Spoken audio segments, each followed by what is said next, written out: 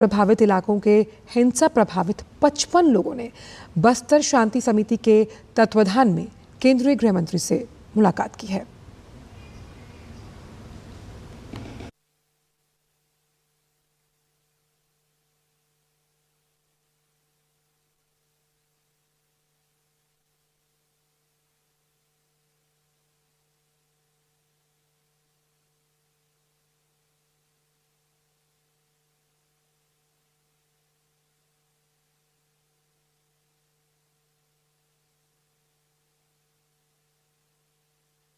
हम लोग 12 मार्च 2014 को दोनों भाई बाजार गए थे। बाजार स्थल में अज्ञात नक्सलियों ने हमें मुखबिरी के संदेह में आकर के हमारे ऊपर घटना को अंजाम दिया, जिसमें हमारे बैठे स्थान पर ही 3 फायर किए, जिसमें 2 गोली मेरे भाई के पीठ में लगा सीने पर और तीसरा गोली उसके कोहनी में लग करके मेरे जांघ को छलनी करते हुए निकल गया। और गोली लगने के पश्चात दोनों भाई अलग अलग दिशाओं में हम लोग जान को बचाने के लिए भागे। मैं कुछ दूर दौड़ पाया, भाई ज़्यादा दूर नहीं दौड़ पाया और एक दुकान के सामने जाकर गिर गया। वहीं पर क्रूर नक्सलियों ने जाकर के भाई पर और 3 फायर किए। 2013 की बात है, जब मेरे भाई रामू सलाम और मैं दोनों आंगनबाड़ी जा रहे थे। इमली पेड़ के नीचे केटली में बम गड़ा हुआ था, तो हम लोगों को नहीं पता था कि केटली में बम है करके। तो मेरे भाई रामू सलाम उठाए, वो फट गया, तो हम लोग दूर दूर से फेंकाए। बक्सर शांति समिति के प्रयोजन से मेरे घर पर पधारे हुए बक्सर के नक्सलवादी प्रभावित क्षेत्र के सभी पीड़ित भाइयों, बहनों और बच्चों का मैं हृदय से स्वागत करता हूं। अनेक महानुभाव मेरे घर पर आए हैं, मगर मैं हृदय की गहराइयों से बताना चाहता हूं कि मेरे घर पर आज जो आप लोग पधारे हो, इससे बड़ा कोई मेहमान आ नहीं सकता, इससे बड़ा कोई व्यक्ति मेरे घर पर आ नहीं। ईश्वर ने किसी भी कारण से आपके जीवन में एक कठिनाई भेजी, दुख भेजा, सहन न हो पाए, इस प्रकार का दर्द भी भेजा, मगर हौसले से आज आप खड़े हैं,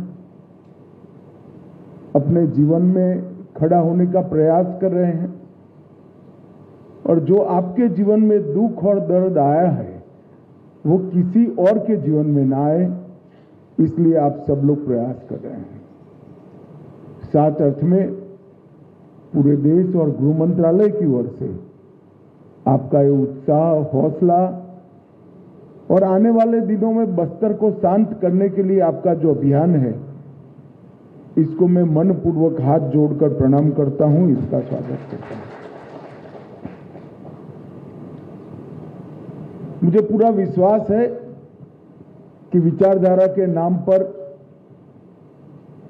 जो लोग हथियार उठाकर समाज में निर्दोष लोगों को हत्याएं कर रहे हैं, नुकसान कर रहे हैं,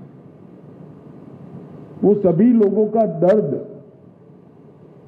जो आपके माध्यम से आज दिल्ली के गलियारों में आया है, कई सारे आंख होते हुए भी आंख से अंधे और कान होते हुए भी कान से बहरे लोगों के आंख और कान खोलने का काम करेगा। उनको हाथ में हथियार लेकर घूमते हुए लोगों का मानव अधिकार तो दिखता है, परंतु उनके आतंक के कारण छोटे छोटे बच्चे अपाहिज होकर पूरा जीवन व्यतीत करेंगे। किसी की मां छीन गई, किसी का बाप चला गया, किसी का शरीर का कोई अंग चला गया, उसके मानव अधिकार दिखाई नहीं पड़ते।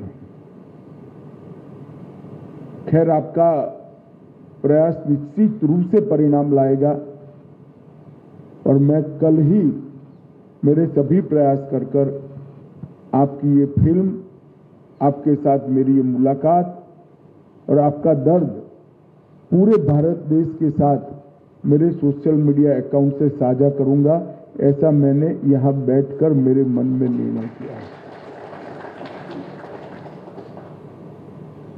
भाइयों बहनों, जब आप आए हैं तब मैं आपको आश्वस्त भी करना चाहता हूं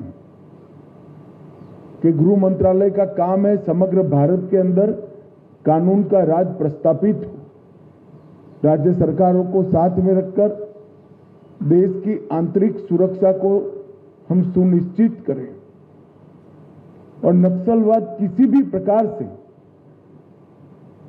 न मानवता के लिए हितकारक है न देश की आंतरिक सुरक्षा के अनुकूल है।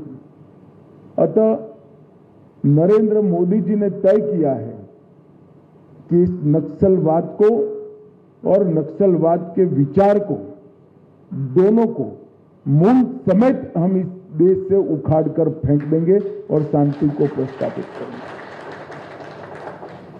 छत्तीसगढ़ की तरह कई सारे राज्यों में एक जमाने में नक्सलवाद ने पैर पसारे थे।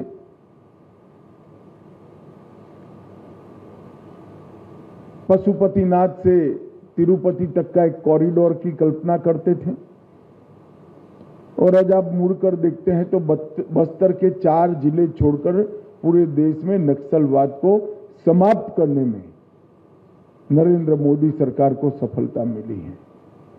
और मैं आपके प्रदेश में कहकर आया हूं 31/3/2026 के दिन को नक्सलवाद को इस देश से आखिरी सलाम करने का समय सुनिश्चित कर दिया गया है। मैं विश्वास दिलाता हूं कि उसके पहले नक्सलवाद को समाप्त कर देंगे। आपके पास जो घटना हुई है, आपके साथ हुई है, आपके परिवारजनों को खोया है, आपके शरीर का नुकसान हुआ है, आपके भविष्य को रौंद दिया गया है। मैं ईश्वर नहीं हूं, मैं इसको वापस नहीं दिला सकता, परंतु हम इतना प्रयास जरूर करेंगे कि आगे पर इस प्रकार के निर्दोष लोगों के जीवन में ऐसी कोई आपदा ना आए, इस प्रकार की कठिनाई ना आए। और आज आप लोग आए हैं, आप दिल्ली में अलग अलग जगह पे जाकर प्रेस, मीडिया, एक्टिविस्ट सभी को मिलने वाले हैं। अच्छा ही किया, मेरा टाइम मांगा।